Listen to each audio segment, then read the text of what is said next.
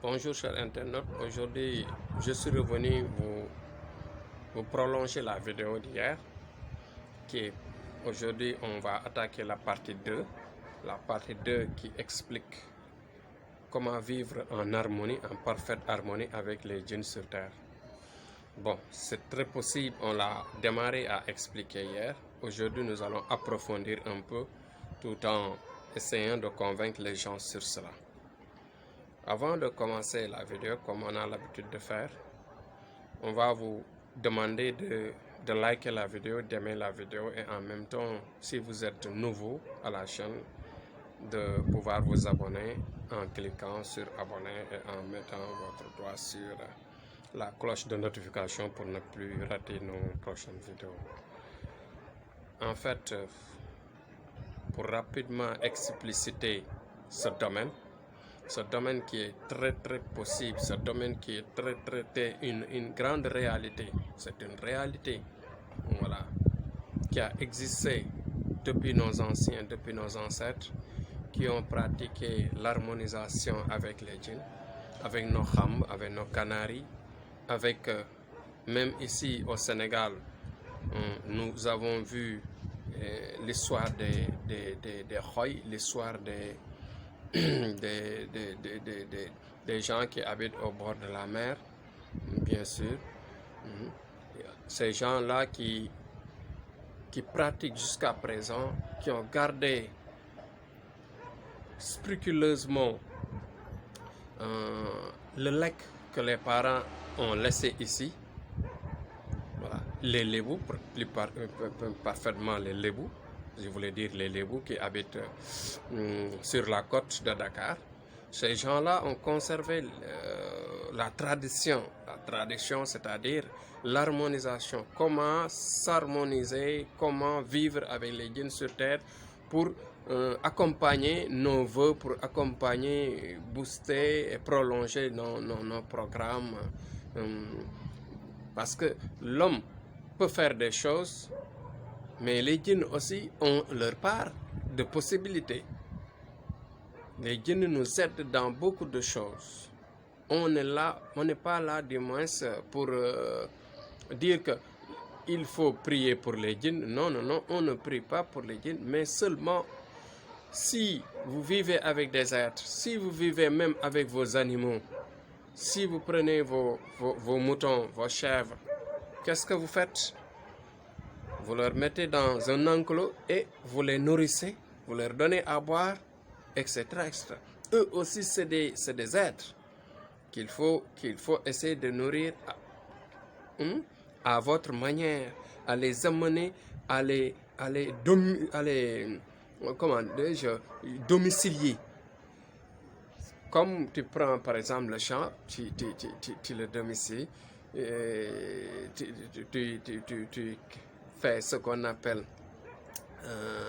l'élevage domestique, c'est-à-dire l'éducation domestique, je ne sais pas comment on l'appelle, mais je dirais tout simplement que là on les invite à s'accommoder à notre vie.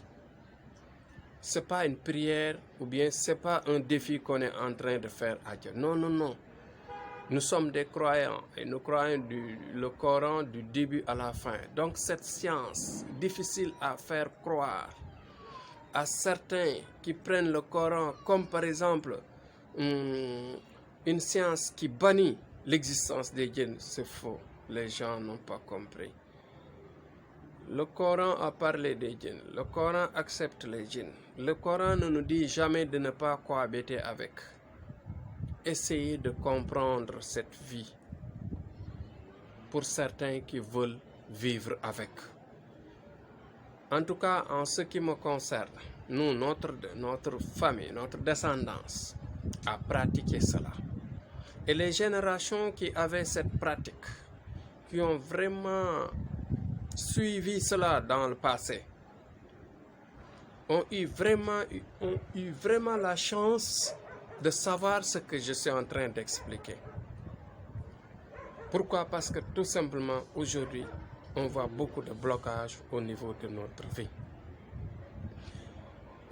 Pour voir les règles douloureuses qui arrive aux enfants, aux petites filles, les blocages au niveau des ménages pour ne pas avoir d'enfants, les blocages, pourquoi tu vois des filles qui restent jusqu'à 35 ans, voire 40 ans, qui n'ont pas de mari. Il y a des hommes qui ne veulent pas se marier parce que tout simplement, ils sont suivis par des mauvais esprits. Je vous le répète, ces mauvais esprits, ces blocages dans la vie, ces blocages sur les économies, ces blocages sur la vie quotidienne de tous les jours, peuvent ces blocages-là peuvent bien être évités. Comment les éviter? Tout en travaillant cette science qui cohabite avec les djinns, tout en cherchant les meilleurs.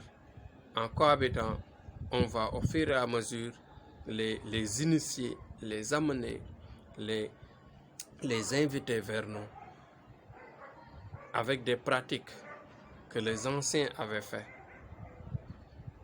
pour attirer leurs sentiments les plus nobles, à ne pas blesser, à ne pas retarder, à ne pas bloquer, à ne pas faire du mal à la famille. Essayez d'approcher les gens qui s'y connaissent. Après, essayez de voir les gens qui peuvent vous aider pour ensuite essayer de pratiquer cela. Parce que maintenant, nous vivons dans un monde où les djinns sont maintenant plus dangereux, pire qu'avant, plus nombreux qu'avant. Donc c'est le moment à jamais où il faut vraiment essayer autant que possible de cohabiter, de les inviter, de les amadouer, d'essayer de les domestiquer à la famille pour qu'ils prennent le sentiment d'aider les uns et les autres au niveau des maladies, au niveau de leur santé, au niveau de leurs études, au niveau des projets de voyage, projets de vie, ainsi de suite, ainsi de suite. Donc voilà ce qu'on peut faire pour améliorer notre vie. C'est pas toujours aller voir le marabout, toujours aller voir par exemple les gens, les prières. Mais on peut travailler avec les djinns, rester avec les djinns. Ce ne sont pas des prières, mais c'est une cohabitation, tout en respectant les 5 prières, tout en respectant le Coran, tout en respectant les règles de l'islam, tout en respectant tout et tout et tout. Parce que vivre en parfaite harmonie avec eux, c'est comme par exemple domestiquer ou bien élever des animaux domestiques à la maison, comme les moutons, comme les chèvres, comme par exemple amener des chats à la maison, les chiens, ainsi de suite, ces animaux-là, les lapins, ainsi de suite. Donc là, c'est des vies, ce sont des animaux. Mais là-bas aussi, c'est des vies, ce sont des djinns. Voilà. C'est la vie invisible. C'est la vie invisible qui est plus développée.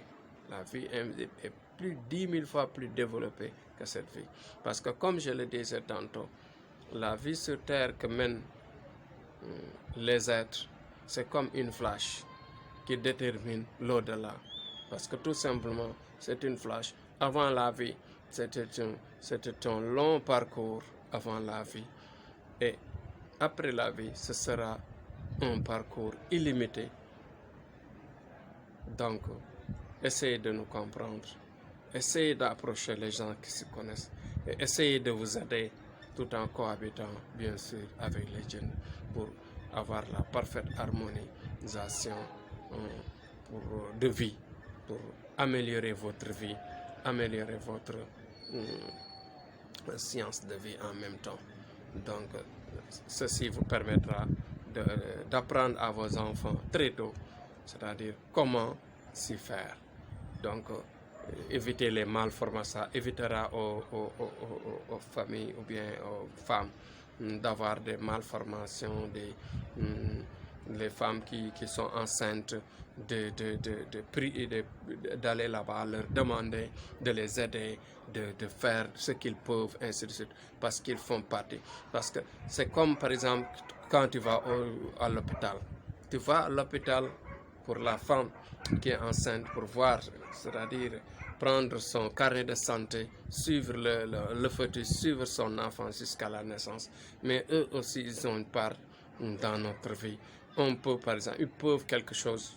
Ce ne sont pas les médecins seulement, ce ne sont pas les imams seulement, ce ne sont pas les pouvoirs seulement, ce ne sont pas les services seulement, mais eux aussi, ils sont là, ils peuvent nous aider au niveau de la santé, et suivre l'enfant dans le ventre de sa mère pour que les mauvais esprits ne les attaquent pas, pour que leurs collègues ou bien leurs parents, leurs parents djinns qui sont de mauvais esprits, qui sont mal intentionnés, ne puissent pas blesser les fœtus, c'est-à-dire la grossesse des parents, les enfants qui grandissent avec des règles douloureuses, des enfants qui naissent et qui grandissent avec des manquements, avec des limites. Tout cela peuvent être nettoyés, peuvent être protégés, peuvent être évités tout en cohabitant avec ces djinns-là.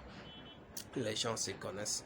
Et si vous les approchez, on vous dira comment il faut le faire, comment il faut s'y faire pour ne pas se blesser, pour ne pas aussi avoir des blocages et vivre correctement une vie saine et noble, digne et correcte. Donc on vous dira merci et à bientôt pour une prochaine vidéo et on vous donnera d'autres exemples, d'autres faits pour que vous puissiez vous développer et savoir ce qui se passe dans ce monde. Voilà, merci et à bientôt.